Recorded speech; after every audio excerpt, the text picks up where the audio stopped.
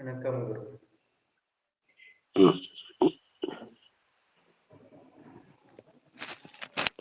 வணக்கம். வணக்கம். ரொம்ப சத்தம் தெளிவா இருக்கு.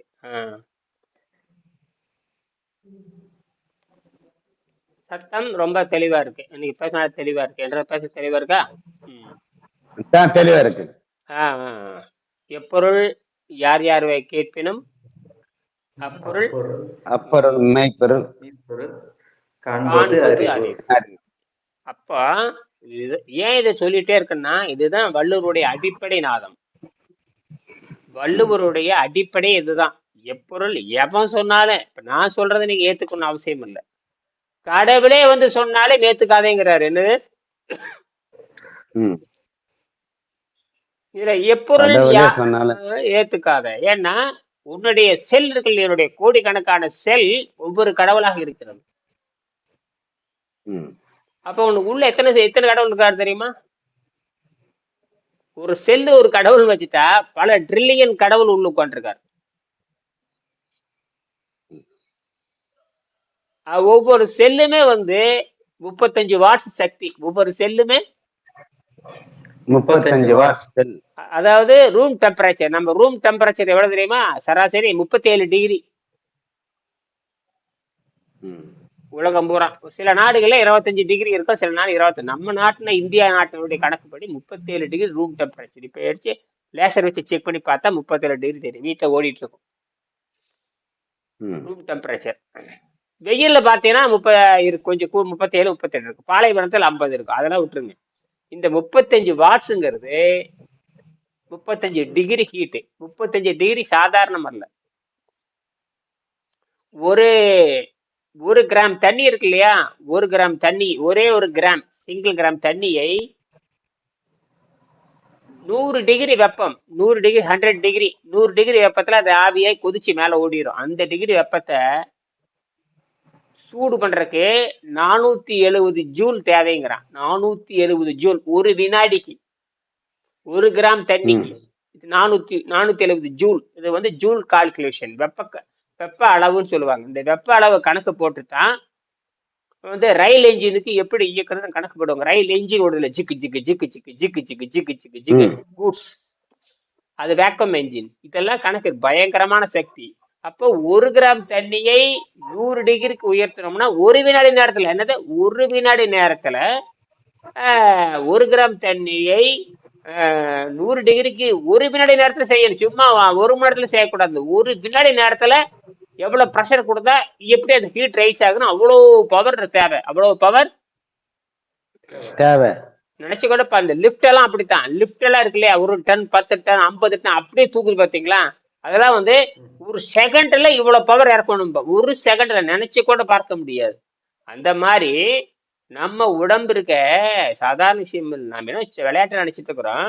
நம்ம உடம்புல வந்து 37 டிகிரி ஹீட் இருக்கு. 37 டிகிரி ஹீட்டுனா எத்தனை கோடி டன்னு விறகு எரிஞ்சிட்டு இருக்கணும் தெரியுமா? ஏன்னா நம்மளது வந்து எத்தனை கிராம் தெரியுமா? கணக்கு போட்டு பாருங்க. ஒரு கிலோவுக்கு 1000 கிராம். ஒரு கிலோவுக்கு 1000 கிராம். நீங்க வந்து 60 கிலோ இருந்து வச்சுங்க, 60,000 கிராம். 60 கிலோ இருந்தா 60,000 கிராம். 60,000 கிராமத்தை 37 டிகிரிக்கு ஹீட் பண்ணணும் ஒரு வினாடி நேரத்துல. 60,000 கிராம் 37 டிகிரிக்கு ஒரு வினாடி நேரத்துல ஹீட் பண்ணணும்னா எத்தனை டன்னு கறி போடணும் தெரியுமா உடம்புக்கு? எவனாச்சும் கணக்கு போட்டிருக்கிறீங்களா? படுபாவி பயலுங்களா? நான் இரவுல யோசிச்சுட்டே இருந்தேன். இரவுல என்னடா படுபாவி பயலுங்களா, நம்ம உடம்பு 37 டிகிரி சும்மா சாதாரணமா சொல்லிட்டு போயிட்டீங்களே. இது ஒவ்வொரு செல்லுக்கான, ஒவ்வொரு கிராமுக்கான எடை, ஒவ்வொரு கிராமுக்கான ஹீட்டு. அப்படியே கணக்கு போட்டு பார்த்தா பல, நீ பாத்தீங்கன்னா தெரியுங்களோ, இமயமலை அளவு நிலக்கரி போட்டு எரிச்சாத்தான் இந்த ஹீட்டு எப்பவுமே பரமிட்ட ரெகுலர் ஆயிட்டே இருக்கும். அதாவது கண்டினியூ ஆயிட்டே இருக்கும். கண்டினியூ ஆயிட்டே.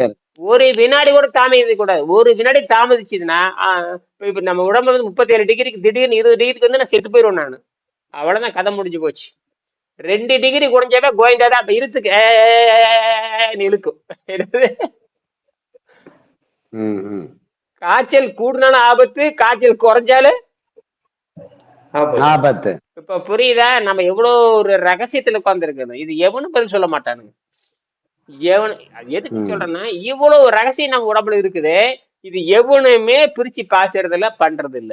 எவனும் பிரிச்சு ஏன்னா ஆராய்ச்சி பெருங்குடலும் ரத்தமும் கெட்டு போயிருக்கிற காரணத்தினால இந்த உடம்பை பத்தி அதிசயங்களை இவனால் புரிந்து கொள்ளவே முடியல.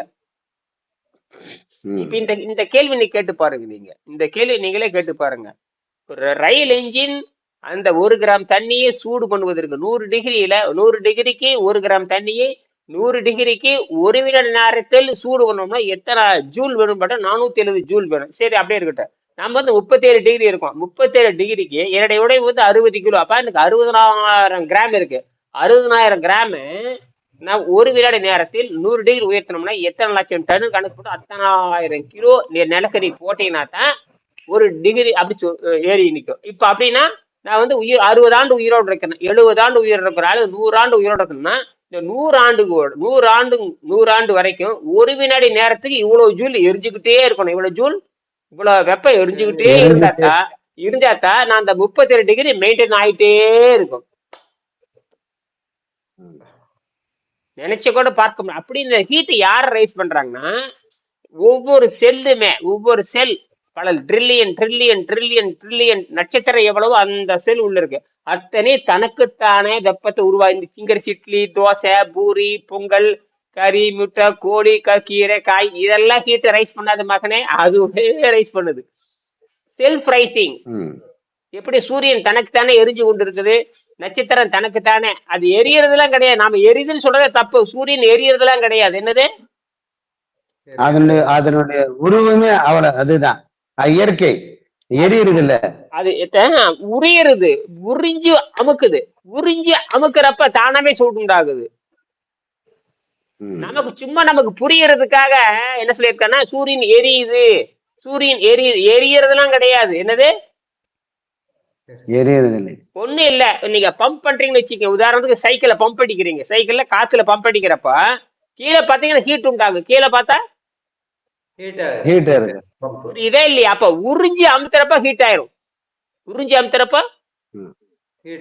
காத்த உறிஞ்சுது அமுக்குது, குழாய் வழியே வெளியே போகுது. காத்த உறிஞ்சுது அமுக்குது, குழாய் வெளியே போகுது. அப்ப அந்த விரிஞ்சு சுருங்குறப்ப விரிஞ்சு இருக்கிற காத்த சுருங்குது. காத்து பூரா விரிஞ்சு காத்து எங்க பம்பு காத்து எங்க இருந்து வருது? வானத்துல இருந்து வருமா? சுத்தி இருக்கிற காத்து தாயா உள்ள உரியுது.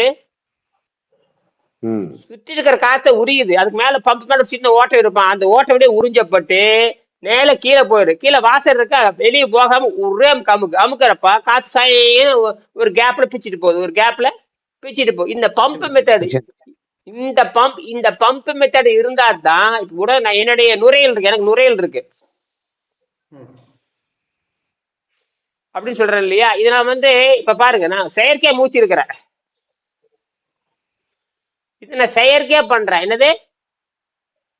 செயற்கை. அப்படியே விட்டுட்டுன்னா அதுவே தானாவே நடக்கும். அது தெரியாது. இது எப்படி தெரியுமா நடக்குது? இதுதான் பெரிய ரகசியம். வெளியே வந்து பிரஷர் அதிகமா இருக்கு, காத்து இருக்கு, காத்தோட்டம் அந்த பிரஷர் அதிகமா இருக்கு, உள்ள வந்து பிரஷர் குறைவா இருக்குது. இது பேலன்ஸ் பண்ற இயற்கை என்ன பண்ணுச்சுன்னா, இவன் செத்து போயிடுவாங்கிறதுக்காகவே, யாரு? இந்த மனுஷன் செத்து போயிடுவாங்கிறதுக்காகவே காற்று மண்டலத்துல பிரஷர் அதிகப்படுத்தி இந்த நுரையீரலுக்கு பிரஷர் குறைச்சி வச்சிருக்குது. அப்ப என்னதுன்னா, பிரஷர் அதிகமா இருக்கிறப்ப உள்ள இது அமுத்துறப்ப நுரையீரல் டாயின்னு விரியுது. இது என்ன பண்ணுதுன்னா, விரிஞ்சது என்ன பண்ணுதுன்னா, உள்ள இருக்கிற பிரஷர் அதிகமாகி உள்ள சுருங்குறப்ப சுவாசம் வெளியே போகுது. சுவாசம் இது சுருங்கிறதா உடனே அது வந்து பிரஷர் அதிகமாயிருது. எது? வெளியே இருக்கிறது. அது என்ன பண்ணுது? மடி பிடிச்சி அமுத்தி உள்ள கொண்டு இப்படி தானாவே நடந்துட்டு இருக்குதுங்க. ஒரு வினாடிக்கு ஒரு நிமிஷத்துக்கு 15 முறை உள்ள போயிட்டு வெளியே வருது. Very good. அருமையான இது. இந்த மாதிரி புதுசு செலுத்தணும். ஆமா, 15 தடவை 16 தடவை, சிலத்துக்குள்ள 16, சில மினிமம் 15 உண்டு. மினிமம் 15. அதுல எந்த மாற்றம் கிடையாது. 21,600 முறை ஒரு 21,000. Very good. 21,600. எப்படி இதெல்லாம் கண்டுபிடிச்சு வச்சு? 600 முறை. இந்த அளவுக்கு சுருங்குதுன்னா பம்ப் அடிக்குது. இந்த பம்ப் எங்க இருந்து வருதுன்னா, வெளியே இருக்கிற பிரஷரும் உள்ள இருக்கிற பிரஷரும் வெளியே பிளஸ்னா மைனஸ், இங்க மைனஸ்னா பிளஸ், மாறி மாறி இங்க பிளஸ் மைனஸ் மாறி மாறி நடந்துகிட்டே இருக்கும். ம்.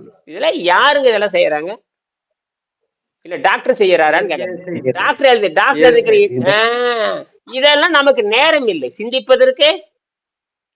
நேரம் இல்லை.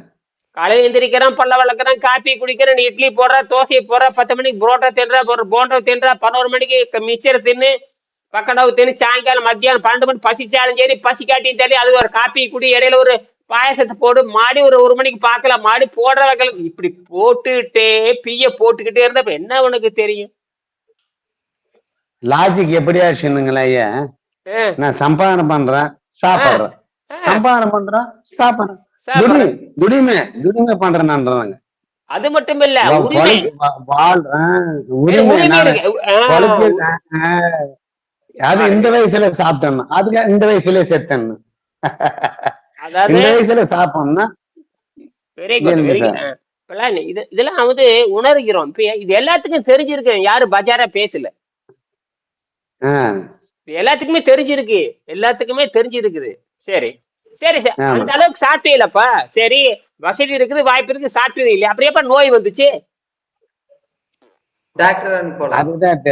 அதுதான் தெரியல. டாக்டர் போறதை விட்டுருங்க, அப்ப நல்லா தின்ன என்ன வெங்காயத்துக்கான நோய் வந்துச்சு தெரியல, மாட்டிட்டாரு. அதுதான் தெரியல. அங்கதான் வெளியே சொல்ல முடியல, வெளியே சொல்ல பதில் தெரியல. இப்பதான் நம்ம புரிஞ்சுக்கிறோம். இப்ப விஞ்ஞானிகள் என்ன பண்றான்னா, இந்த உடம்புன்ற என்ன சொல்ல காம்ப்ளெக்ஸ் அப்படிங்கிற, காம்ப்ளெக்ஸ்னா ஒரு காம்ப்ளெக்ஸ் தெரியுமா அர்த்தம்? உண்மை இருக்குது, எப்படி விளக்க முடியும்? அது உண்மை இருக்குது, ஆனா விளக்க முடியல. இந்த காம்ப்ளெக்ஸ் மிக்சி ஆகி கிடக்கு. அதாவது ஒரு தனியான நூலா இருந்தா அழகா பிரிச்சு காமிச்சிடலாம். இது எப்படின்னா சிக்கு போட்ட நூலா இருக்குது, சிக்கு போட்ட நூல்கண்டு, அவ்வளவுதான். அது இன்னும் சுருக்கமா சொல்ல போனா எப்படி இருக்கு ஐயான்னா, ஒரு ருசி, ஒரு வெல்லமோ சர்க்கரை சாப்பிடுறோம், அது எப்படி இருக்குதுன்னு நீங்க சொல்லவே முடியாது. அதனுடைய டேஸ்ட் எப்படி இருக்குதுன்னா அனுபவிச்சாதான் தெரியுமே வேணா. ஆனா சர்க்கரை சாப்பிடுப்பா, டேஸ்ட் இந்த டேஸ்ட் இருக்குன்னு சொல்ல முடியுமா? வாசனை நறுமணத்தை சொல்லலாம், அறியலாம், ஆனா அந்த ருசிய நீங்க அனுபவிச்சாதான், அனுபவிக்கிறதுக்கு மட்டும்தான் தெரியும். அந்த மாதிரி இந்த பசியினுடைய தன்மையை அனுபவிச்சாதான் சொல்ல முடியுமே வேணா. நாம அவங்க இன்னொருத்தர் சொல்லலாம், ஆனா அவங்களுக்கு தெரிய வைக்க முடியாது. வெரி குட், அற்புதம். சரி, அற்புதம். அப்படின்னா அப்ப இந்த ஹீட் எங்க இருந்து வருது? ஹீட் வந்து சூரியன் இப்ப என்ன சொல்றான்னா விஞ்ஞானிகள், நம்மளோட ஒவ்வொரு செல்லுமே ஹீட்டை ப்ரொடியூஸ் பண்ணுதுங்கிறான், ஒவ்வொரு செல்ஃப் ப்ரொடியூஸ்ங்கிறான், சானாவே ஹீட்டை ப்ரொடியூஸ் பண்ணுதுங்கிறான். அட பரதேசி பசங்களா, இது வரைக்கும் இட்லி தின்றா, தோசை தின்றா, புரோட்டா தின்றான்னு சொல்லிட்டு இருந்தவன் இன்னைக்கு சொல்றான், ஆமா ஒவ்வொரு செல்லுமே தனக்கான ஹீட்டை ரிடியூஸ், தனக்கான சாகர வரைக்கும் ஹீட்டை ப்ரொடியூஸ் பண்ணுதுங்கிறான்.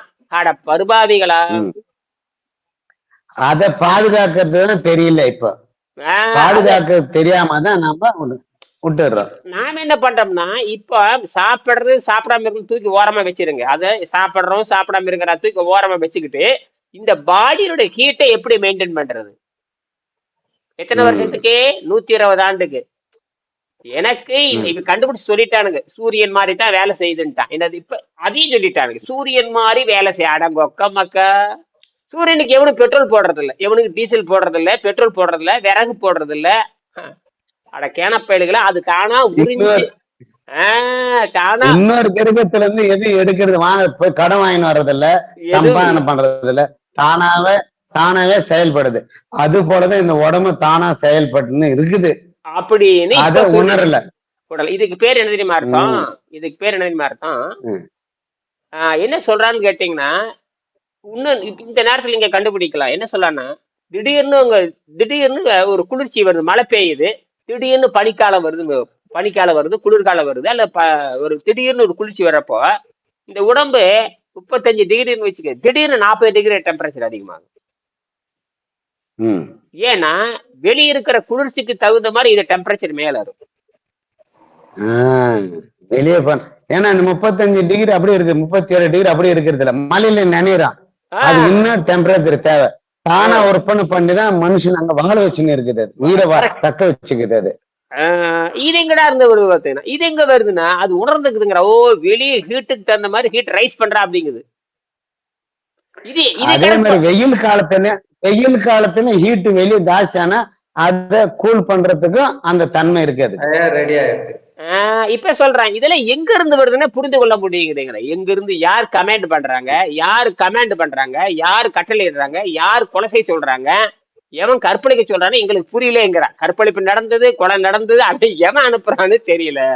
அப்படித்தாண்டா அவன். அப்படித்தான் இது உடம்பு. இதுக்கு பேரு காம்ப்ளெக்ஸ் மேட்டர்ன்ட்டான். அதனால என்ன சொல்லிட்டான்னா, human body is a complex design, complex இன்ஜின்ட்டான். இந்த இன்ஜினை எவனாலையும் எக்ஸ்பிளைன் பண்ண முடியாதுட்டான். எவனாலையும் பண்ண முடியாது. எக்ஸ்பிளைன் பண்ணலன்னா விவரிக்க முடியாது. ஏதோ நடக்குது, அவ்வளவுதான். ஏதோ நடக்குது. இதுக்கு பேருதான் முழுமையான உண்மையை சொல்ல முடியாது என சிக்கல் வந்துரு. சொன்னா நிரூபிச்சு காட்டணும். ஓரளவுக்கு. இப்ப நான் என்ன சொல்றேன்னா, ஓரளவுக்கு காட்டலாம்.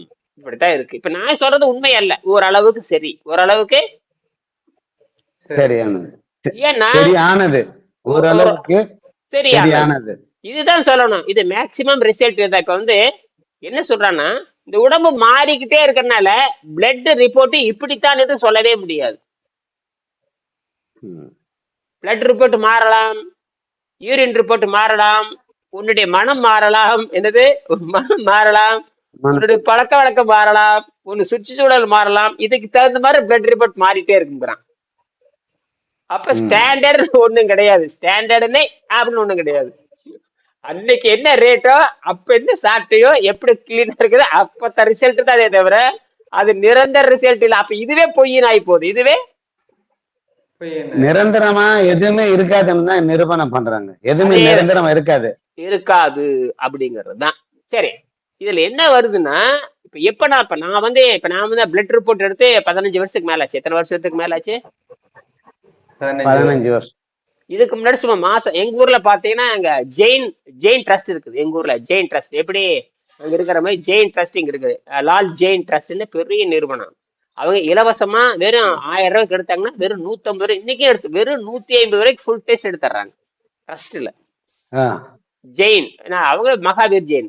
இவனுக்கு எப்படி தர்மசலா இருக்கா, அது அவனுக்கு ஜெயினே கிடையாதுங்க, கொலகாரர்கள் அவங்க எல்லாம். அவனுக்கு மதம் கிடையாது.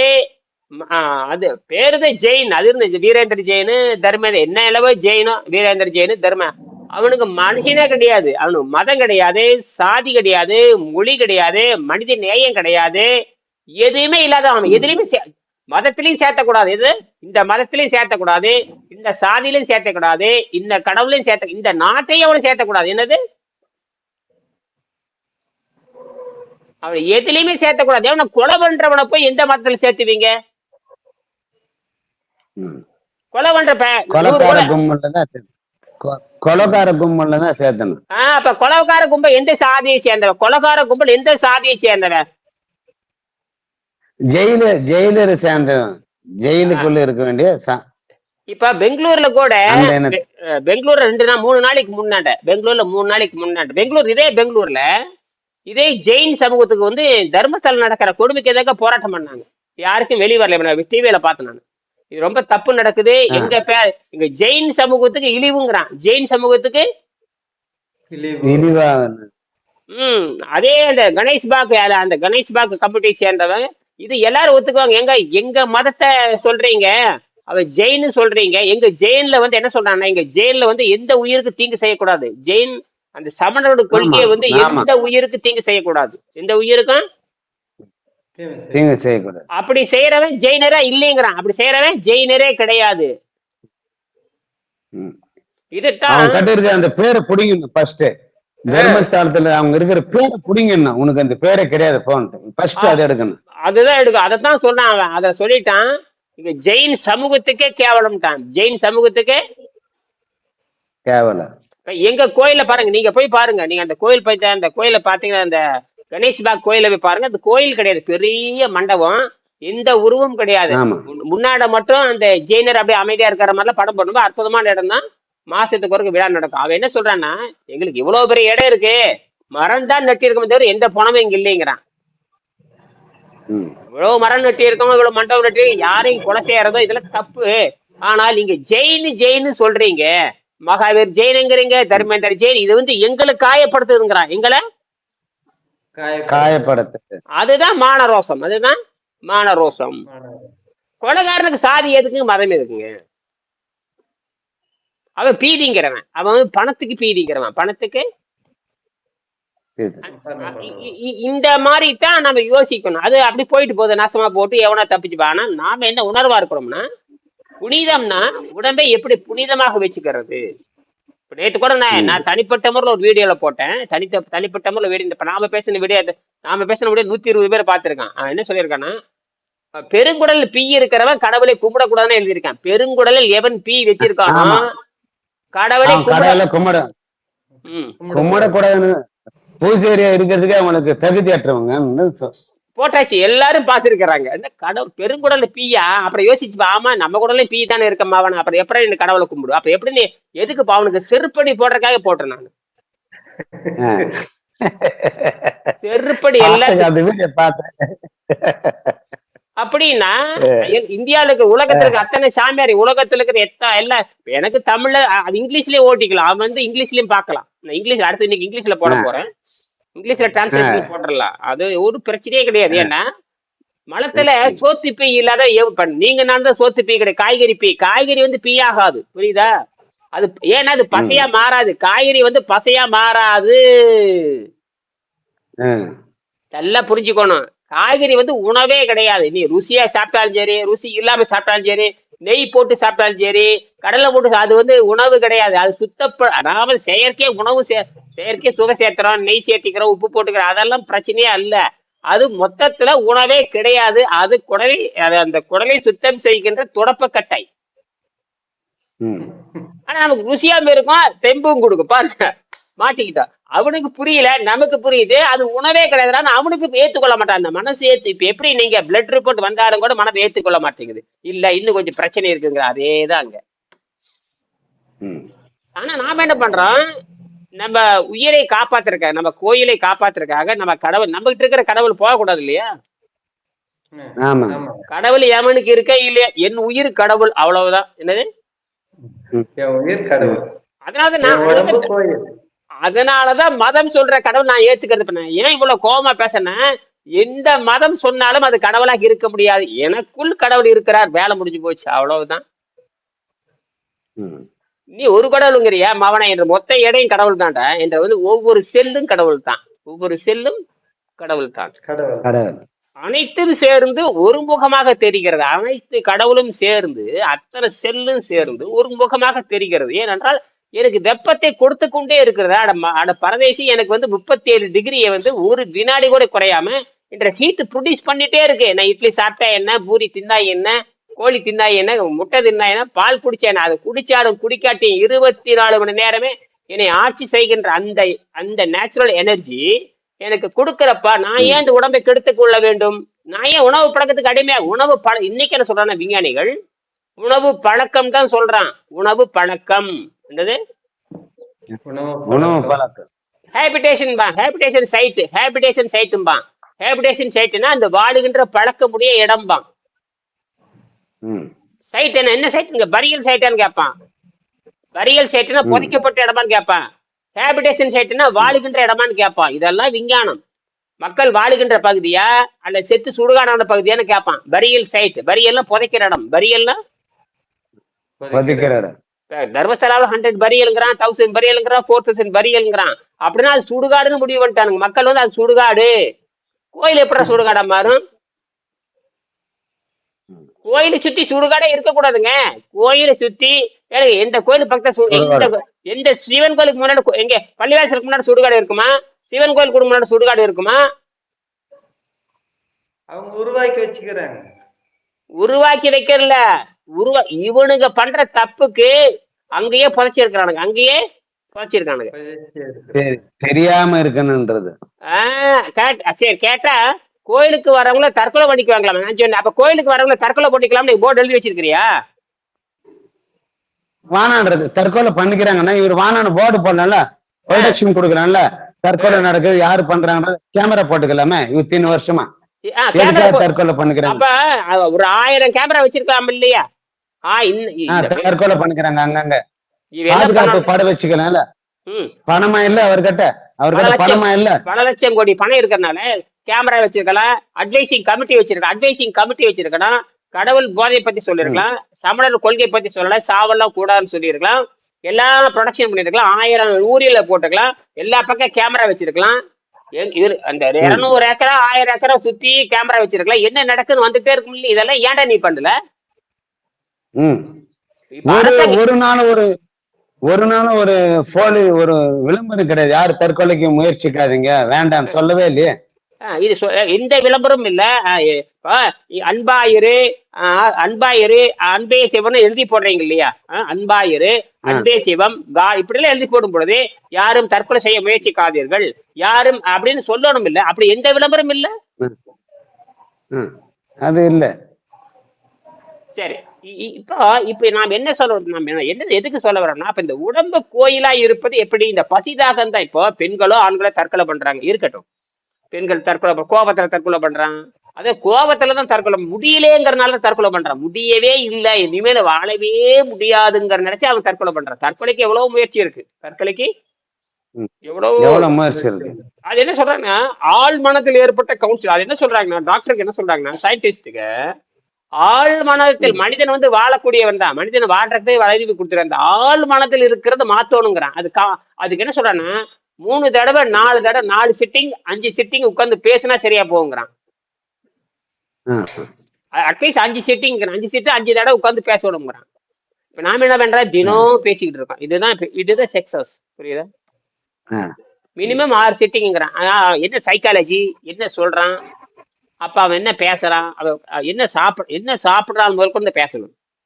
பேசும்பொழுது அந்த வைப்ரேஷனை கண்ட்ரோல் பண்ற வைப்ரேஷன், அதாவது ஹை டெம்பர் தற்கொலை பண்ணும் பொழுது அறிவுக்கு மீறி, அதாவது பகுத்தறிவுக்கு மீறி செயல்படும். அதாவது இந்த முடிவு எடுத்துட்டான் பாருங்க, அந்த அறிவு சொல்லும், ஐயோ பண்ணாதேங்க, பண்ணிடாதே, எல்லாம் நாசமா போயிடும், பண்ணாதேன்னு சொல்லும். ஆனால் அந்த அறிவுக்கு மீறி மனம் வலிமையை முடிவெடுத்ததை ஒரு தற்கொலை பண்றான்.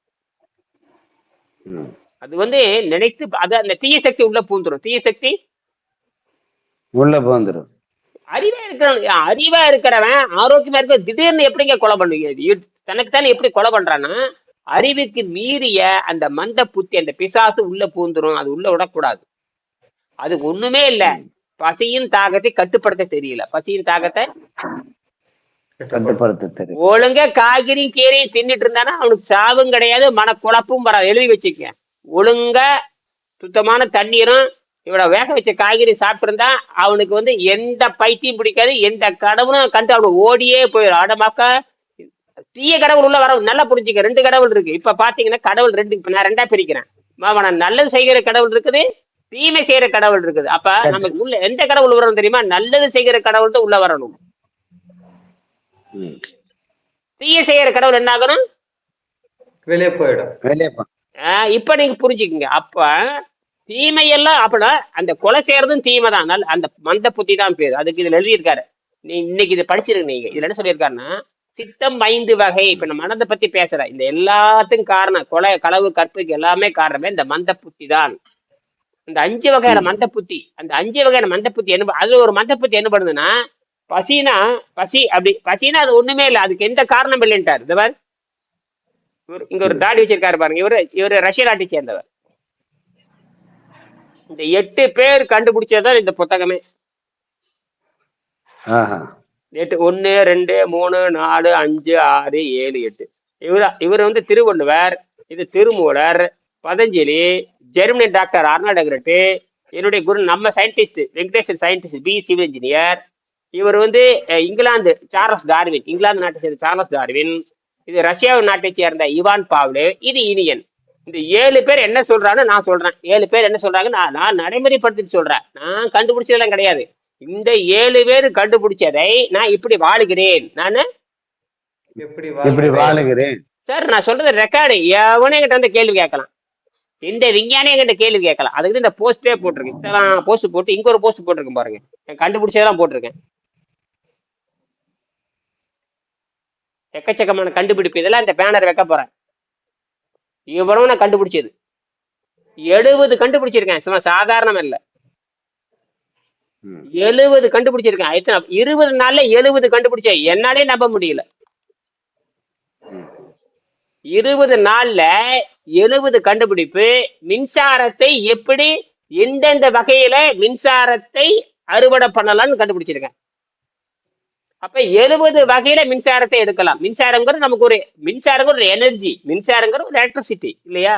அத வந்து இயற்கையா இருக்கிற சக்தி சும்மா கிடக்குது. குளிர்ச்சின்னா பனி, இப்ப வந்து உதாரணத்தை பார்த்தா பனிமலை, பனி, இமயமலை போறோம், அங்க பனிக்கட்டி இருக்குது, அது இயற்கையாகவே பனியா இருக்குது, இயற்கையாகவே பனியா இருக்கு. அப்ப அந்த பனிவே வந்து எரிபொருளா மாத்தலாம். அது எப்படிடா?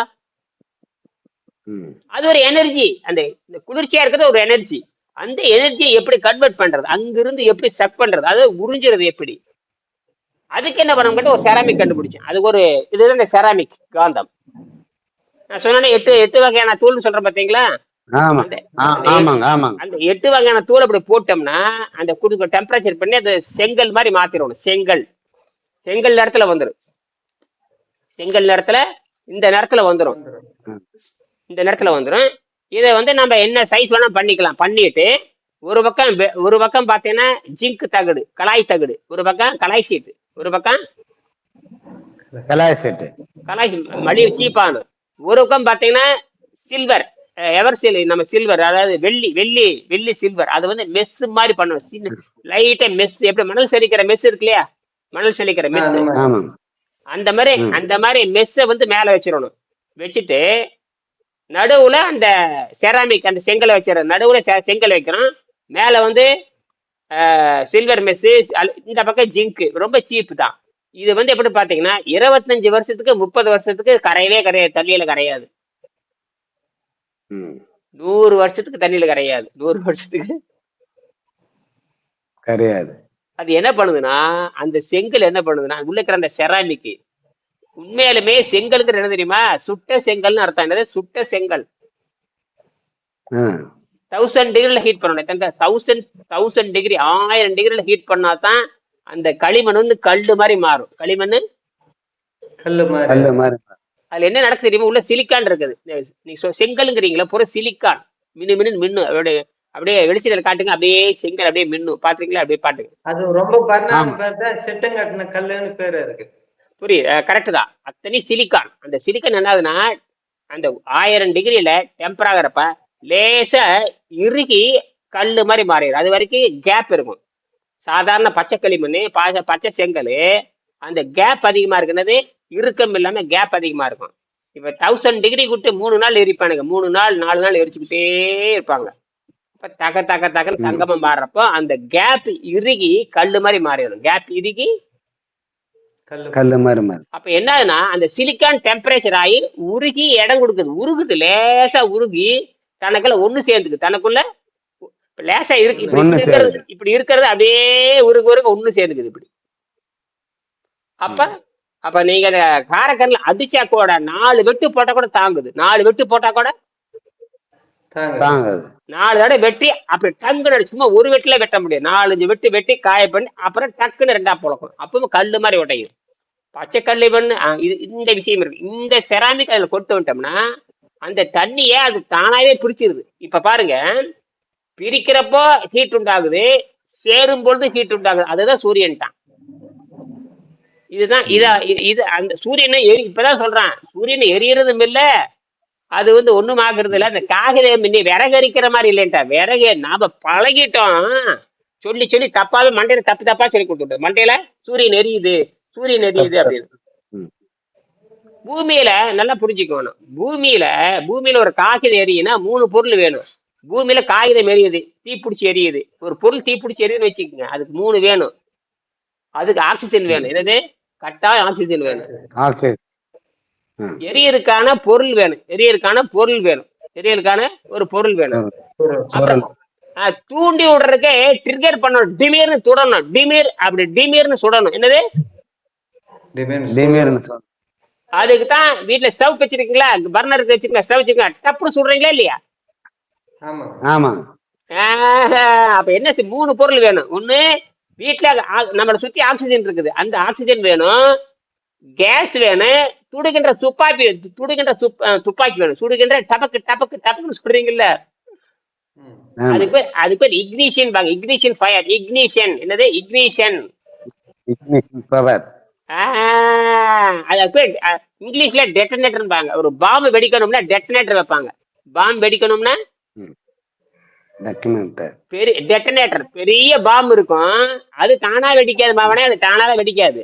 நீ என்ன தீ போட்டாலும் வெடிக்காது. சட்டனா எலக்ட்ரிக் ஷாக் கொடுக்கணும். சட்டனா எலக்ட்ரிக் ஷாக். அதுக்குதான் ஒண்ணு சின்னதா பாத்தீங்கன்னா ஒரு கேப் மாதிரி டெட்டனேட்டர், அந்த பெரிய பாம்புக்குள்ள சின்னதா ஒண்ணு சொருகுவாங்க. அது பேர் டெட்டனேட்டர்னு பேரு. அந்த டெட்டனேட்டர் இல்லைன்னா பெரிய பாம்பே வெடிக்காது. பெரிய பாம்பே வெடிக்காது. அதுக்கு இக்னிஷன் பாங்க. அதுக்கு என்ன பண்ணுவாங்கன்னா டைனமா வச்சிருப்பாங்க. வெடிய டைனமா வச்சிருப்பாங்க. வச்சு டபக்குன்னு ஒரு அமுத்துவாங்க. என்னது? ஆமாங்க. அதேதான். அந்த அமுத்துறப்போ இப்படிங்கிறதுக்குள்ள அந்த டெட்டனேட்டருக்குள்ள போய் ஃபயர் ஆகும். உடனே மொத்த பாம்பு வெடிக்கும். நீ வெறும் பாம்பை பிடிச்சிது என்ன, வெறும் பாம்பு தீ போட்டா ஒண்ணும் ஆக, வெறும் பாம்பு வெடிக்காது. வெறும் பாம்பு உடனே வெடிக்காது. அப்ப இந்த 3 செயல் நடக்கணும். இந்த டைனமா அமுக்கணும், அந்த டெட்டனேட்டர் போகணும், அதை சுத்தி பாம்பு இருக்கணும்.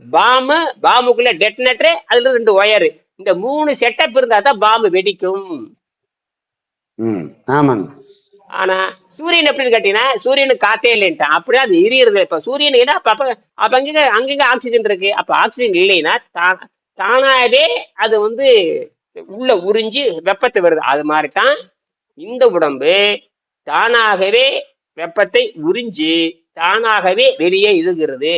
இது எங்கனால நம்பவே முடியலங்கிற, எங்கனால நம்ப முடியல.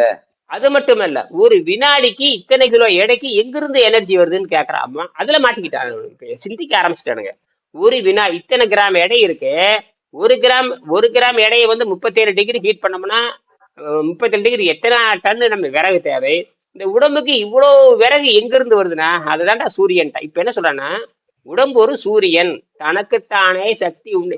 வெவ்வேறு காரணம் சொல்லலாம், வெவ்வேறு பொய் சொல்லாமே தவிர விஞ்ஞான ரீதியா பாத்தீங்கன்னா நம்ம ஒவ்வொரு உடலுமே படக்கூடிய சூரியனை வைத்திருக்கிறது என்று புரிந்து கொள்ள வேண்டும். இப்ப 100ஆம் பக்கத்தை எடுங்க.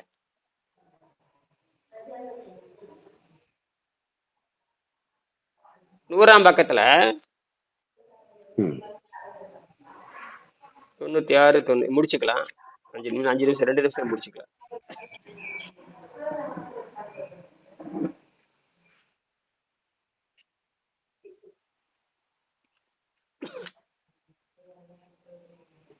தொண்ணூத்தி 99ஆம் பக்கத்துல 99 100 99ஆம் பக்கத்துல கீழே பாத்தீங்கன்னா ஒரு ஆங்கிலத்தில் ஹீலிங் வித் மைண்ட் பவர். ஆங்கிலத்தில் ஹீலிங் வித் மைண்ட் 99ஆம் பக்கம் கீழே பாருங்க. ஆங்கிலத்தில் ஹீலிங் வித் மைண்ட் பவர் புத்தகத்தை ரிச்சர்ட் சாம்ஸ், ஒரு எம்டி ஒரு டாக்டரும், செக்ஸ் ஸ்டெர்ன் MS PhD என்ற டாக்டரும் சேர்ந்து எழுதி இருக்கிறார்கள். அதிலிருந்து முக்கியமான பகுதிகளை எடுத்து எழுதி அதன் தமிழ் மொழிபெயர்ப்பை தமிழ் மொழிபெயர்ப்பை கீழே தருகிறேன். இங்கிலீஷ்ல இருக்கு. The person interested in holistic health will consider the quality of air and water he or she takes in on a daily basis. They are an important part of your diet. என்ன சொல்றான்னா, உடலோடு உள்ளமும் சேர்ந்து ஆரோக்கியத்தை பெற விரும்புகின்றோர், அதாவது உடலோடு உள்ளமும் சேர்ந்து ஆரோக்கியத்தை பெற விரும்புவோர் தான் சுவாசிக்கும் காற்றையும் குடிக்கும் நீரையும் கவனத்துடன் பரிசீலித்து உட்கொள்ளுவார்கள். அவை உங்கள் உணவில் முக்கிய பகுதியாக 2 டாக்டர் சொல்றாங்க. சாதாரண ஒருத்தர் எம்டி, ஒருத்தர் MS. எம்டினா மாத்திரை மருந்து கொடுக்கறவன். MS அறுவை சிகிச்சை பண்றவன். MS யாரு? அறுவை சிகிச்சை.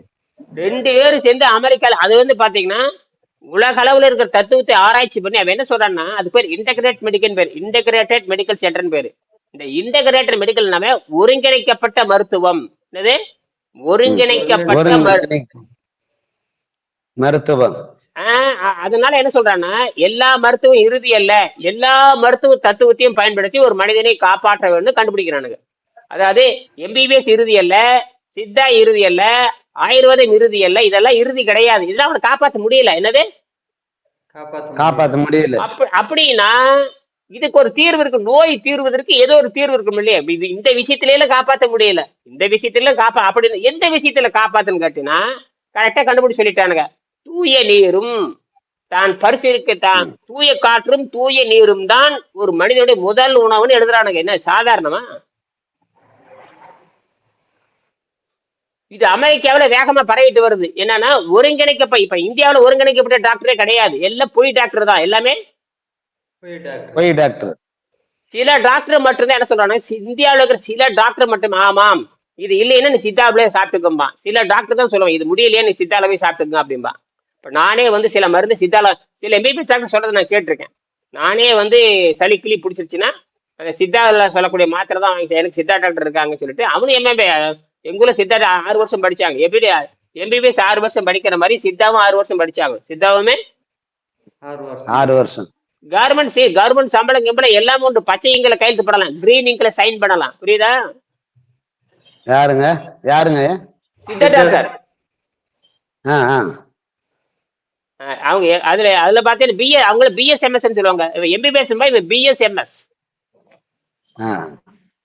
பிஎஸ்எம்எஸ் அதுல எம்டி வேற இருக்கு. பேச்சுலர் டிகிரி இருக்குது, எம்டி வேற இருக்கு. எம்டி மேல்நிலை, அதுக்கப்புறம் மேல்நிலை படிக்கிற அதெல்லாம் எப்படியா இருக்கட்டும். இப்ப நான் விஷயத்துக்கு எங்க வரணும், அந்த டாக்டர் அவன் எம்பிபிஎஸ் டாக்டர், அமெரிக்காவில் இருக்கிற எம்பிபிஎஸ் டாக்டர், எம்இஎஸ் டாக்டர். அவன் என்ன சொல்றான்னா இந்த மருந்துகள் மாத்திரைகள் மூலிகைகள் குணமாக்காது, ஆகியனால உங்கள் உடம்புல உங்களுக்கு உடலோடு சேர்ந்து உள்ளமும் உடலோடு சேர்ந்து என்ன பிசிக்கல் பாடி மென்டல் பாடி ரெண்டு வருது. என்னது? உடல் பாடி மென்டல்.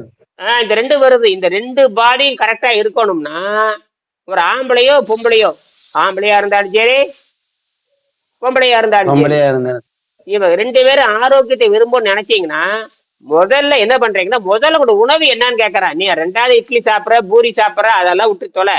நீ முதல்ல என்ன பண்ற தெரியுமா? நீ சுவாசிக்கும் காற்றையும் குடிக்கும் நீரையும் பரிசீலனை செய்யுங்கிறா. என்னது பரிசீலனை செய்? அப்படியே பரிசீலனையே காலைல இட்லி சாப்பிட்றீங்க, பூரா என்ன காப்பி அப்படியே கேட்கறீங்க. கிடைச்சா போதுன்னு ஊத்திக்கிறீங்க, கிடைச்சா போதுன்னு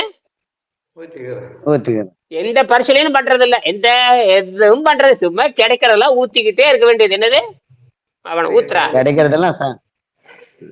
அப்புறம் எப்படின்னா ஏன்னா இது கடவுள் தன்மை. உடம்பு கடவுள்ட்டாங்க. இப்ப இங்கதான் நல்லா புரிஞ்சுக்கணும், உடம்புதான் கடவுள்னு தெளிவா சொல்றானுங்க. உடம்புதான் கடவுள். சரி, கடவுளை சுத்தமா வச்சுக்கணுமே இல்லையா? ஆமா, அதுதான் என்ன கேள்வி. கடவுளை சுத்தமா தான் வச்சுக்கணும். நாம அவங்க கடவுளை சுத்தமா வச்சுக்கணும். இங்கதான் வருது. எந்த கோயில சுத்தமா இருக்க பாரு, கோயிலை சுத்தி நரகள் எங்கடா பேண்ட் வைக்கிறான்னா கோயில் சுத்தி தான் பேண்ட் வைக்கிறான். எங்கடா ஒண்ணு கிடைக்கும்? கோயில் செவத்துலதான் ஒண்ணுதான் அடிக்கிறான். கோயில் செவத்துலதான் ஒண்ணு கிடையாது. என்னடா கருமாந்திரம் முடிச்சவனுங்களா? என்னடா கோயில் பண்றீங்க? கோயிலை சுத்தி தான் பிச்சைக்காரன் இருக்கிறான். கோயிலை சுத்தி போற பிச்சைக்காரன், ஐயா சாமி, ஐயோ கொடுமை சாமி, சோறு போடுங்கிற கருமா, கை போய் கால் போய் இப்படி உட்காந்துருக்க சாமிங்கிற அந்த கடவுள் இது புரியல. இது புரியல. அதோட சூக்ஷம் அங்கதான் காம. ஐயா கொடுமை அப்படின்னா அவன் சொல்றது நம்மளுக்கு அங்க போறவர் உள்ள போறவங்களுக்கு எல்லாருக்கும் அவன் எச்சரிக்கிறான். புரியுது? அது உள்ள போனா நல்லாகாதுடா மகனே, உள்ள போனா நல்லாகாது, உள்ள போனா நல்லாகாது. அவன் தெளிவா சொல்றான். ஐயா வெளியே சொல்றான். Correct correct. இது யாருக்கு ஏற்பாடு? ஆமா கரெக்ட்.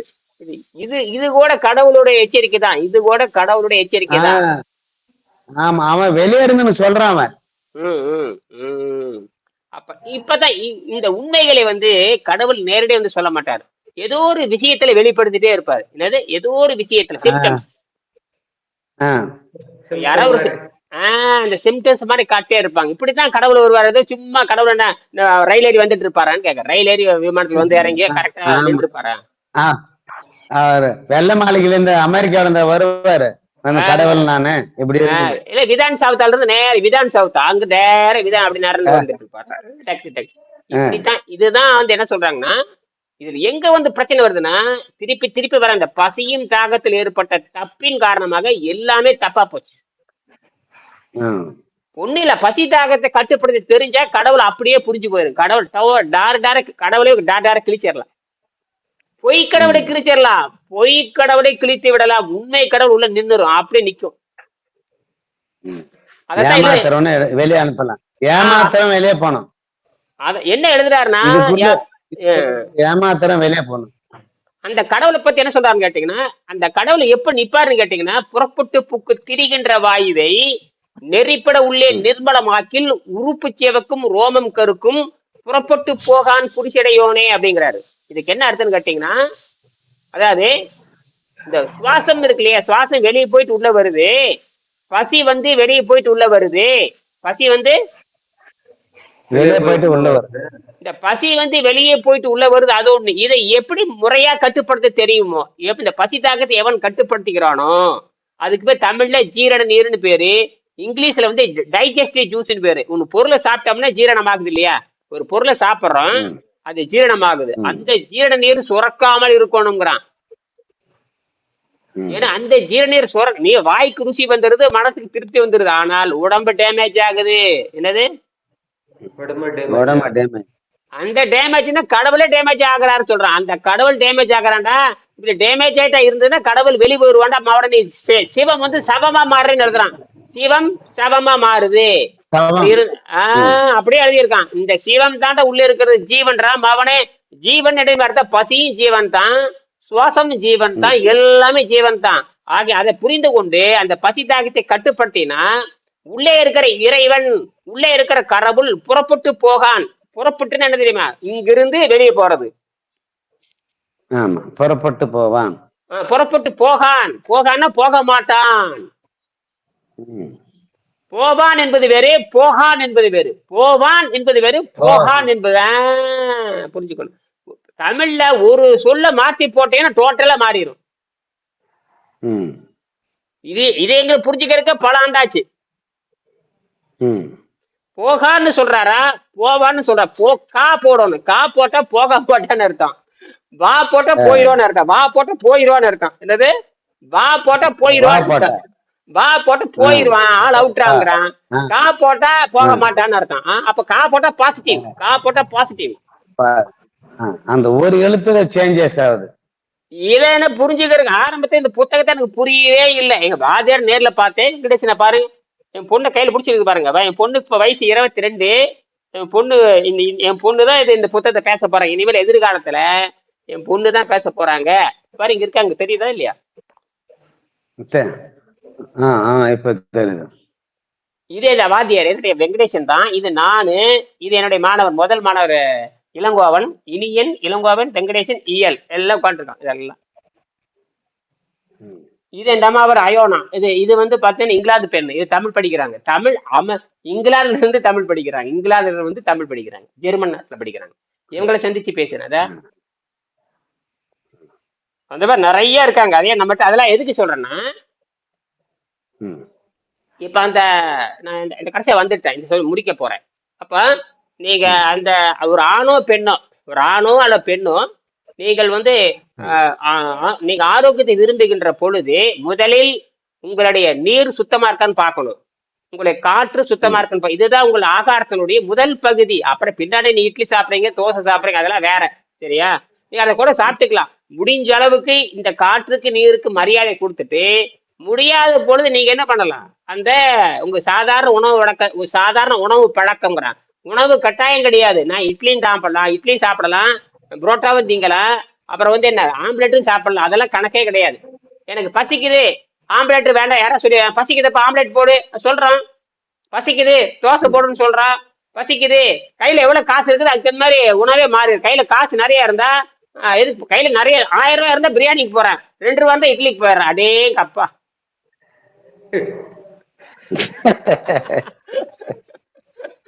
என்னடா உங்களுடைய கணக்கு ஒண்ணுமே புரிய மாட்டேங்குது. ஏடா 1000 ரூபாய் இருந்தா பிரியாணிக்கு போயிடுற, 5 ரூபாய் இருந்தா இட்லிக்கு போயிடுற.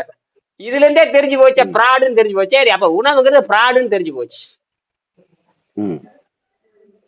எங்க ஊர்ல அம்மா இட்லின்னு கடை இருக்குது. எங்க ஊர்ல அம்மா இட்லி கடை, என்னது அம்மா உணவகம் இருக்கு, அம்மா உணவகம். நான் போய் சாப்பிட்டுருக்கேன். நான் ஒரு 10 வருஷம் ஜெயலலிதா ஆரம்பிச்ச பொழுது ஆரம்பிச்சாங்க எல்லாருமே. அன்னைக்கு பாத்தீங்கன்னா ஒரே பயங்கர செலவு. ஒன்னும் சொல்றேன், அன்னைக்கு மட்டும் பாத்தீங்கன்னா 1000 பேருக்கு இலவசமா என்னென்ன வகை வகையா போட்டு ஜிலேபி ஜாங்கிரி அது அந்த ஒரு நாளைக்கு மட்டும் அன்னைக்கு ஜெயலலிதா திறந்து வைக்கிறக்காக தமிழ்நாடு பூரா போட்டாங்க. அது போயிட்டு அதுக்கப்புறம் சாதாரண அளவு போய் சாப்பிட்டு பார்த்தேன். ஒரு 10 வருஷத்துக்கு முன்னாடி போய் சாப்பிட்டு பார்த்தேன். சார் 1 ரூபாய்க்கு இட்லி கொடுக்குறான். 1 ரூபாய்க்கு இட்லி. இப்ப வந்து 2 ரூபாயா என்னமோ பண்ணிட்டான், 3 ரூபாயா. 1 ரூபாய்க்கு ஒரு இட்லி. 5 இட்லி நான் சாப்பிட்டேன். 5 இட்லி சாப்பிட்டு நான் அது வீடியோல எடுத்து வச்சிருக்கேன். எப்போ அப்பவே நீ பாரு நான் இட்லி சாப்பிட்றேன் பாரு அப்படின்னு. டேய் பரதேசி, நான் சாப்பிடாமலே இருக்கிறது இல்லடா, அந்த முண்டோ நான் விருப்பப்பட்டா சாப்பிட்றேன் அப்படியே வீடியோல போட்டேன். அந்த முண்டமே சாப்பிடாமலே இருக்கிறது இல்ல, நான் விரும்பினா சாப்பிட்றேன். என்னது விருப்பப்பட்ட நான் சாப்பிட்றதுக்கு எந்த கடவுளா உத்தரவு போட முடியும்? அதையும் நான் பேசி அனுப்பிச்சிருக்கேன். போட்டு கிளிகளையும் கிழிச்சிருக்கேன். சாப்பிடாம இருக்கிற தத்துவம் இல்ல, அது வேறடா. நான் விரும்புறேன், சாராயம் குடிப்பேன், டீ சாராயம் அரசாங்கம் விக்குது, டீ அரசாங்கம் விக்குது, பீடி அரசாங்கம் விக்குதே இல்லையா? ஆமா. அப்புறம் அரசாங்கம் எங்காவது தடை பண்ணிருக்க? இல்லடா, எனக்கு புத்தி இருக்குது. அப்ப நான் சொன்னேன் சாராய கடையும் திறந்திருக்குது, லைப்ரரியும் திறந்திருக்குது, லைப்ரரியும் திறந்திருக்குது, சாராய கடையும் திறந்திருக்குது. நீ தான்டா புத்தியை பயன்படுத்த நான் சொன்னேன். நீதான் புத்தியை பயன்படுத்த. எல்லாம் இருக்கு உலகத்துல, எல்லாமே இருக்கு. நீ தேர்ந்தெடுக்கிறது என்னுடைய சாய்ஸ். அதனாலதான் உச்ச நீதிமன்றம் என்ன சொல்றதுன்னா, இதெல்லாம் அவன் மனசுல முடிவு எடுக்கிறதப்ப இதை போய் சாரை கடை திறன்னு சொல்றது பூட்டு இதெல்லாம் பிரச்சனைங்கிற. உனக்கு வேணும்னா குடிச்சிட்டு போ, உனக்கு நல்லா இருக்கணும்னா விட்டுட்டு போ. எதை பிரச்சனை இருந்தா மட்டும் இடத்த மாத்தலாமே தவிர இந்தியாவில் இருக்கிற மொத்த சாரை கடை மூட முடியாதுட்டான். வேணா குறைச்சிக்கலாம், இருக்கணும், எல்லாம் இருக்கணும். உலகத்தை எல்லாமே இருக்கணும், எல்லாமே ஞானி ஆக முடியாது. அப்ப என்ன பண்ண முடியாது? கரெக்ட். அப்ப என்னன்னா பாடத்திட்டத்திலேயே சொல்லி கொடுக்க பாரு, சாராய கடைக்கு போகாதே, லைப்ரரிக்கு போ அப்படின்னு இவனுக்கு சொல்லி கொடு. இவன் சொல்லியே தர்றதில்ல. நீ பாஸ் மார்க் வாங்க, நிறைய மார்க் வாங்கிட்டு இவனுக்கு இன்ஃபோசிஸ்ல போய் சேர்ந்துரு, விப்ரோல போய் சேர்ந்துரு, மயிரில் போய் சேர்ந்துரு, மட்டையில போய் சேர்ந்துரு, மாவனை கல்யாணம் பண்ணி குழந்தை வச்சு நாசமாப்பா, இப்படித்தான் சொல்றேன் தவிர நல்லது கெட்டது சொல்லி தர்றதே முடியாது, நேரம் இல்லை. இங்கதான் நான் உங்களுக்கு நான் சொல்லி தர்றேன். அப்பா நான் சாப்பிட்டுட்டு போட்டேன். அப்ப அந்த இட்லி சாப்பிட்டு பார்த்தா நல்லா தான் இருந்துச்சு. அந்த இட்லி சாம்பார் மாதிரி என்னமா கொடுத்தான், பருப்பு குழம்பு போட்டான், ஒரு இட்லி கொடுத்தான், அப்புறம் கொடுத்தான். 5 ரூபாய் சாப்பிட்டு வெளியே வந்தாச்சு. எத்தனை? 5 ரூபாய். வயிறு டிம்முன்னு ஆயிடுச்சு. நான் சாயங்காலம் வரை அதுக்கப்புறம் தண்ணி குடிச்சிட்டே இருந்தேன். அதுக்கப்புறம் என்னுடைய பயிற்சிக்கு வந்துட்டேன். அதுக்கப்புறம் தண்ணி குடிச்சிட்டே இருந்து அந்த இட்லி வெளியே போற வரைக்கும் தண்ணி குடிச்சு, அப்புறம் கீரை சாப்பிட்டு வெளியே தள்ளி விட்டேன். அதுக்கப்புறம் பசி அண்டர் கண்ட்ரோல் ஆயிடுச்சு. அதுக்கப்புறம் டயட்ல போட்டாச்சு. அப்ப அப்படி என்ன சொல்றேன்னா, அந்த 5 ரூபாய் இருந்தாலும் சாப்பிட முடியும், 1000 ரூபாய் இருந்தாலும், 1000 ரூபாய் இருந்தா பிரியாணி, 5 ரூபாய் இருந்தா இட்லி, கரெக்டா போச்சு. அப்போ எதுவுமே ரெண்டுமே தப்பு தான். 1000 ரூபாய்க்கு பிரியாணி சாப்பிட்டாலும் தப்பு தான், 5 ரூபாய்க்கு இட்லி சாப்பிட்டாலும் தப்பு தான். அது எப்படி கரெக்ட் பண்றதுங்கிறதான் இந்த பிரச்சனை. அப்படின்னா இப்ப உங்க முன்னா அது எழுதியாச்சு. இதுல வெங்கடேஷ் எழுதியிருக்காரு, உங்கள் முன்னால ஒரு லட்டு இருக்கு என்று வைத்துக் கொள்ளுங்கள். உங்கள் மேல ஒரு லட்டு இருக்கு. ஐயோ இனியன் சாப்பிடுங்கிறாரு, ஐயோ அவர் வேண்டாங்கிறாரு, என்னடா பைத்தியமா இருக்குது, இவர் சாப்பிட்டா வம்புங்கிறாரு. நம்ம மனசே கேட்க மாட்டேன். கல்யாண தொட்டில லட்டு வச்சுட்டாங்க, கல்யாண தொட்டில லட்டு வச்சுட்டாருங்க. இனியன் வேண்டாங்கிறாரு. அப்ப என்ன நான் முடிவு எடுக்கணும்? அந்த நேரத்துல சாப்பிட்டு பாத்திர வேண்டியதுதான். என்னது? சாப்பிட்டு பார்த்துட்டு அதுக்கப்புறம் சுத்தம் பண்ண வேண்டியது தானே. இதுல என்ன குழப்பம் இருக்குது? சுத்தம் பண்றதுக்கு வயது உனக்கு தெரிஞ்சாச்சு இல்லையா? ஏன் சாப்பிடுவோம்னால அததான் சொல்றேன். இப்ப இந்த மாதிரி இதெல்லாம் எழுதியாச்சு. இதெல்லாம் சும்மா வாயில சொல்றது இல்ல. அப்ப என்ன, மனதுக்கும் விட்டு கொடுக்குறோம். அந்த மனதை அனுசரித்து உடலையும் அனுசரித்து நீங்கள் சுத்தம் செய்ய வேண்டும். இப்படித்தான் நம்ம அதை அப்படி சுத்தம் பண்ணி வர்றப்போ அந்த கடவுள் எனக்கு நான் இவ்வளவு தூரம் பட்னியா இருக்கிறப்போ எனக்கு ஏன் சாவு வரலன்னா, சுத்தமா இருக்கனால சாவு வரல. ஏன் என்னை விட்டு சிவன் போகல? புறப்பட்டு போகான் புரிஷடையோ, கரெக்டா வருது. இந்த புறப்பட்டு போகான் புரிஷடையோனே, அதாவது உள்ளம் பெருங்கோயில் ஊனுடம் ஆலயம், வள்ளல் பிராணாருக்கு வாயில் கோபுரவாசல், தெளரே தெளிந்தவனுக்கு சிவனை சிவலிங்கம். இது கான்செப்ட் கரெக்டா வருதா? அதுக்கப்புறம் என்னன்னா புறப்பட்டு பூக்கு திரிகின்ற வாயு, இந்த பசி என்கிற வாயு சித்த நேரம் பசிக்குது, சித்த நேரம் காணா போயிருது. திடீர்னு சித்த நேரம் பசிக்குது, சித்த நேரம் யாருக்கும் தொடர்ந்து பசி, உலகத்துல யாருக்கும் தொடர்ந்து பசியே இருக்காது. அது வந்துரும் போயிரும். என்னது? வந்ததும் போயிடும். வர்றது போறது கரெக்டா பொருந்து.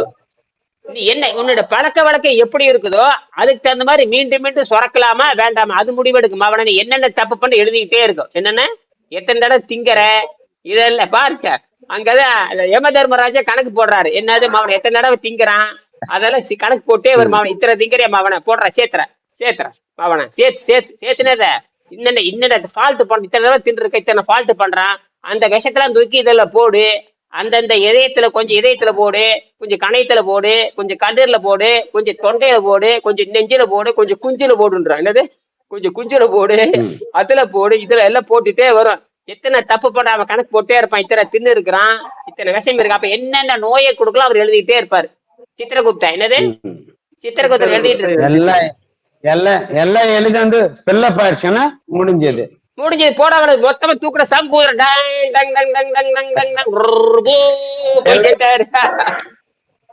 எல்லாம் ஃபில்லப் ஆயிடுது. இந்த இடமே இல்ல அப்படித்தான் காலி பண்ணு. அவர் இடமே இல்லப்பா நீ அவர் காலி பண்ணிரு. அப்படி உடனே சித்திரகுப்து உத்தர போட்டுவார். எம தர்ம டாய் உயர் இடரா முடிஞ்சு போச்சு. இதை சித்தர்கள் கண்டுபிடிச்சிட்டாங்க. இத வந்து யார் சொல்றாங்கன்னா திருவள்ளுவர் ஒரு இத வந்து இப்ப ஒருத்தர் சொன்னா ஏத்து. இப்ப எங்க தமிழ் என்ன சொல்லுதுன்னா ஒருத்தர் சொன்னா ஏத்துக்க மாட்டோம். ஒருத்தர் மாதிரி குறைஞ்சது 2 பேர் சொல்லணும். ஒருத்தர் மாதிரி 2 பேர். ஒரு சாட்சிங்கிறது ஐ விட்னஸ்ங்கிறது மினிமம் 2 இருக்கணும். ஐ விட்னஸ் 2 இருக்கணும். ஐ விட்னஸ் ஒரே மாதிரி சொல்லணும். ஐ விட்னஸ் ஒரே மாதிரி சொல்லணும். அந்த கருப்பு சட்டை போட்டவன் தான் வெட்டுனானா இவனும் ஆமா கருப்பு சட்டை போட்டவன் தான் வெட்டுனா அவனும் சொல்லணும். ஏவும் கருப்பு சட்டை போட்ட வெட்டினான்னு சொல்லணும். பியும் கருப்பு சட்டை போட்ட வெட்டினான்னு சொன்னாதான் அந்த சாட்சி எடுபடும். இவன் கருப்பு சட்டைன்னு சொல்லிட்டு இவன் சிகப்பு சட்டைன்னு சொன்னா தப்பாயிரு. என்னது தப்பாயிரும். அப்போ இதோட நான் முடிக்க போறேன். அப்போ திருவள்ளுவர் சொல்லுவதும் திருமூலர் சொல்லுவதும் இரண்டும் ஒத்து போறதுன்னு கண்டுபிடிச்சாரு. வெங்கடேசன் கண்டுபிடிச்சாரு. திருவள்ளுவர் சொல்றான்னு கேட்டீங்கன்னா மிகுனும் குறையினும் நோய் செய்யுங்கிறாரு. மிகுனும் குறையினும் நோய் செய்யும். அதாவது இந்த பசி அதிகமா போனாலும் நோய் செய்யும், குறைஞ்சு போனாலும் நோய் செய்யும். அதாவது டிகிரி வெப்பம் இருக்கு இல்லையா, வெப்பம் அதிகம் போனாலும் வெப்பம்டா. டிகிரி வெப்பம் வந்து 36 டிகிரி 38 டிகிரி ஆபத்து, 38 டிகிரி வந்தா மவன ஆபத்து, 34 டிகிரி வந்து ஆபத்து. அது குறையாம நியூட்ரல் பண்றாங்கிறாரு. சரி, இதுக்கு முன்னாடி யார் சொல்றாங்க கேட்டீங்கன்னா திருமூலர் சொல்றாரு. அதாவது திருவள்ளுவருக்கு மூத்தவர் திருமூலர். திருவள்ளுவருக்கு மூத்தவர் பாருங்க, திருவள்ளுவருக்கு மூத்தவர் திருமூலர். அவர் என்ன சொல்றாருன்னா இந்த மாதிரி அந்த வயிற்றுல சுரக்கிற ஜீரணி இருக்குது இல்லையா, அதை வந்து அடியோடு அடிச்சிருங்கிறார், நிர்மூலம் பண்ணுங்கிறார். நிர்மலா மலா நிர்மலான்னு பேர் நிர்மலான்னு பேர் வைப்பாங்க. பெண்களுக்கு பார்த்தா நிர்மலான்னு பேர் வைப்பாங்க. நிர்மலா. அந்த நிர்மலான்னு என்னமே அர்த்தம். மலான்னா மலம்னா என்ன தெரியுமா அர்த்தம்? வயிற்று இருக்கிற பியின்னு அர்த்தம். மலம்னா வயிற்று இருக்கிற பியி. நிர்மலான்னு என்னது அர்த்தம்? அந்த குடல்ல பீ இல்லாதவன் அர்த்தம். என்னது பீ இல்லாதவன். புரியுதா? மலம் நிர்மலா, மலா நிர்மலா. நிர்மலாம்னா இல்லாதவள் அர்த்தம். என்ன இல்லாதவள்? அந்த வயிற்றுல அந்த அந்த குடல்ல அல்லது மனசுல அழுக்கு இல்லாதவள் அல்லது அந்த பெருங்குடல்ல அழுக்கு இல்லாதவன் அர்த்தம். நிர்மலாவன நிர்மலா அப்படின்னா தூய்மையானவன் அர்த்தம். என்னது அல்லது குற்றம் இல்லாதவள் அல்லது குற்றம் இல்லாதவன் அர்த்தம். அப்ப அந்த வயிற்றுல சுரக்கிற நீரை குற்றம் இல்லாமல் செய்து விடுன்னு திருமூலர் சொல்றார். 2 ஒத்து போகுது. வள்ளுவர் வந்து 941வது பாடல சொல்றாரு. திருமூலர் வந்து 575வது பாடல சொல்றாரு. 2 கனெக்ட் பண்ணி பாக்குறாரு வெங்கடேசன். என்னடா சொல்றாருன்னு பார்த்தா கரெக்டா கண்டுபிடிச்சாரு. அப்படின்னா பசி என்கிற அந்த நீரை அமைதிப்படுத்தணும். என்னது அமைதிப்படுத்த வேண்டும்.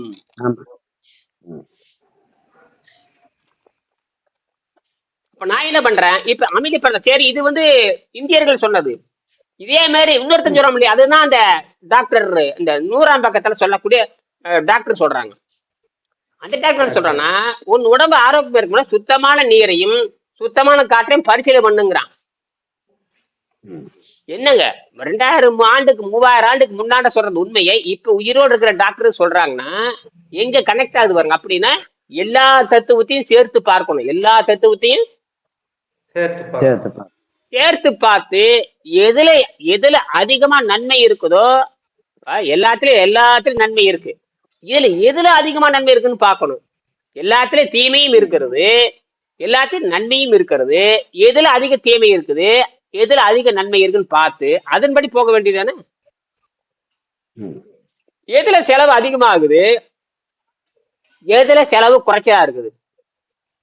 இவன் என்ன பண்றான், 1 கோடி செலவு பண்ணா சக்கரை நோய் நல்லாயிருன்னு நினைக்கிறான். 1 கோடி செலவு பண்ணோம்னா சக்கரை நோய் நல்லாயிருங்கிறான். சக்கரை என்னடா? அப்ப நான் என்ன சொல்லணும், 1 கோடி செலவு பண்ண தேவையில்லை. நான் சொல்றது ஒரு 2 லட்சம் தான். ஒரு வருஷத்துக்கு 2 லட்சம் தான். 100 வருஷத்துக்கு செலவாகாதுங்க. நான் என்ன வெறும் 2 லட்சம் ரூபாய் செலவு பண்ணி 1 வருஷம் சொல்றது கேளு, அவன 100 வருஷம் சாபம் வராது, 100 வருஷம் சக்கரை நோயே வராதுடா அப்படிங்கிற. இது எத்தனை கோடி மிச்சமாக, கணக்கு போட்டு எத்தனை கோடி மிச்சமாகிறது. இதுதான் உண்மை. சரியா?